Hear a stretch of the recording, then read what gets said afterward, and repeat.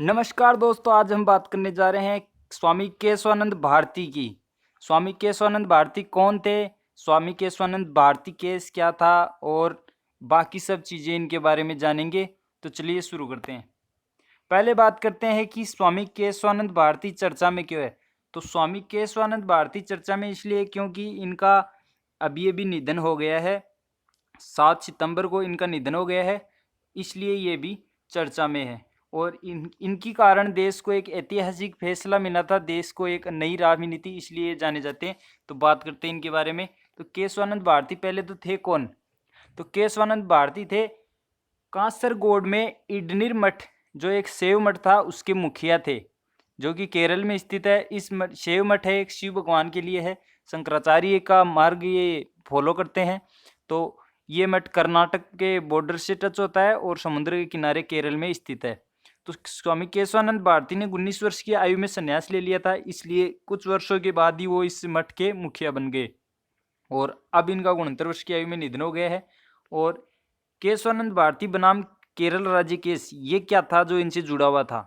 ये एक ऐतिहासिक केस था दोस्तों। बात है उस समय की जब केरल के तत्कालीन मुख्यमंत्री EWS नंबूदिरीपाद भूमि सुधार में लगे हुए थे, जिसके तो उन्होंने कई संपत्तियां जब्त की, जमींदारों की संपत्ति जब्त की। तो उसमें ये इडनीर मठ, जो कि एक धार्मिक मठ था, इसकी कई संपत्तियां थी इस मठ की। ये कोई शिक्षा से संबंधित कॉलेजें भी चलाता था, इसकी और भी कई जमीनें थी। तो वो भी सरकार ने अपने अंडर ले लिया, यानी सरकारी जमीन घोषित कर दिया। तो इसलिए इन्होंने इनके ऊपर 1970 में केरल में सुप्रीम हाई कोर्ट में केरल की में केस कर दिया। और हाई कोर्ट को अनुच्छेद 31 का हवाला दिया कि संपत्ति का अधिकार के तहत इनको दिया जाए। अब तो संपत्ति का अधिकार नहीं है, क्योंकि जो इंदिरा गांधी जी ने 44वां संविधान संशोधन किया था 1976 में, उसमें हटा दिया। लेकिन उससे पहले अनुच्छेद 31 था, जिसका इन्होंने हवाला दिया कि हमें संपत्ति का अधिकार है, और ये 1970 में इन्होंने केस कर दिया। तो हाईकोर्ट ने मठ के खिलाफ फैसला दिया और यह फैसला सरकार के पक्ष में चला गया। तब इन्होंने यह केस सुप्रीम कोर्ट में चला गया। अब इन्होंने अनुच्छेद 24, 25 और 29, जिसके तहत धार्मिक स्वतंत्रता का अधिकार है, उसके तहत इन्होंने सुप्रीम कोर्ट में केस कर दिया इनके ऊपर। अब धीरे धीरे बात ये हो गई कि सरकार, जो कि संसद है, जो संविधान में संशोधन करती है, तो वो क्या अपनी मर्जी से संशोधन कर सकती है या ये जो चाहे वो संशोधन कर सकती है?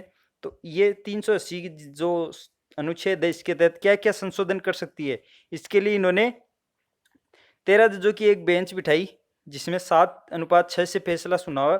और संसद ने ये फैसला दिया कि संसद जैसे चाहे, यानी सुप्रीम कोर्ट ने फैसला दिया कि संसद संविधान के मूल ढांचे में बदलाव नहीं कर सकती, इसकी कुछ सीमाएं हैं, संविधान के मूल ढांचे में बदलाव नहीं कर सकती।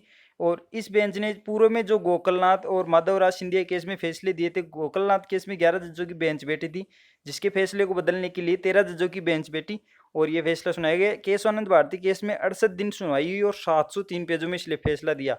इस केस को अधिवक्ता जो केशवानंद भारती की तरफ से लड़ रहे थे, वो थे पालने वाला।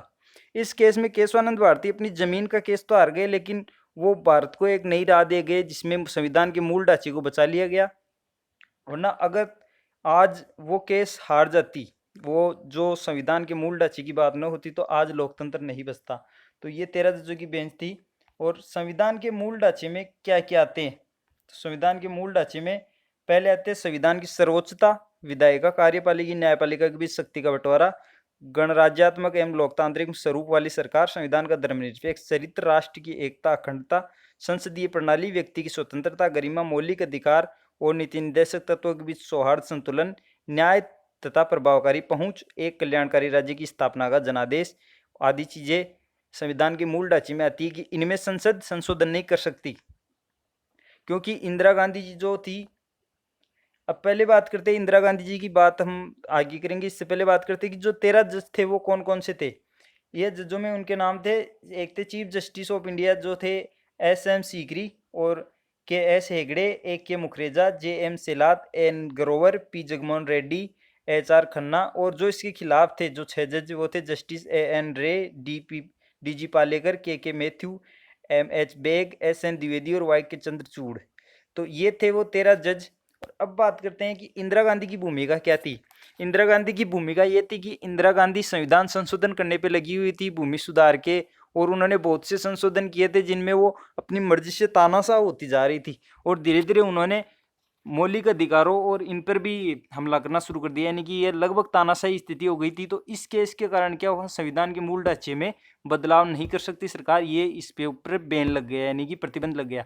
तो ये 13 जजों की बेंच थी। जो सुप्रीम कोर्ट में नियम क्या होता है किसी भी कोर्ट में, कि जितने जजों की बेंच ने फैसला सुनाया उसे बदलने के लिए उससे ज्यादा जजों की बेंच होनी चाहिए। तो इंदिरा गांधी ने इसे बदलने के लिए एक साजिश रची, और एक निम्न स्तर के वकील जज को, यानी कि वरिष्ठ जज को चीफ जस्टिस ऑफ इंडिया बनाया जाता है, लेकिन उन्होंने नीचे दर्जे के एक जज को चीफ जस्टिस ऑफ इंडिया बना दिया, और बिना सरकार के कहे, बिना रिव्यू पिटीशन, पुनर्विचार याचिका लगाए चीफ जस्टिस ऑफ इंडिया जो उस वक्त बने थे, जिनको इन्होंने बनाया था, उन्होंने 13 जजों से भी बड़ी बेंच एक घोषित कर दी इस फैसले को बदलने के लिए कि सरकार जो चाहे वो फैसले कर सकती है।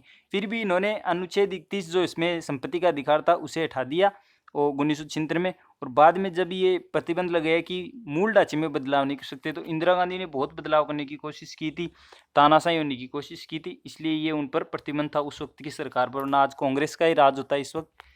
तो वीडियो देखने के लिए धन्यवाद दोस्तों। केश आनंद भारती के बारे में अगर आप कोई जानकारी अधूरी रह गई हो तो हमें कमेंट करके बताएं। धन्यवाद दोस्तों।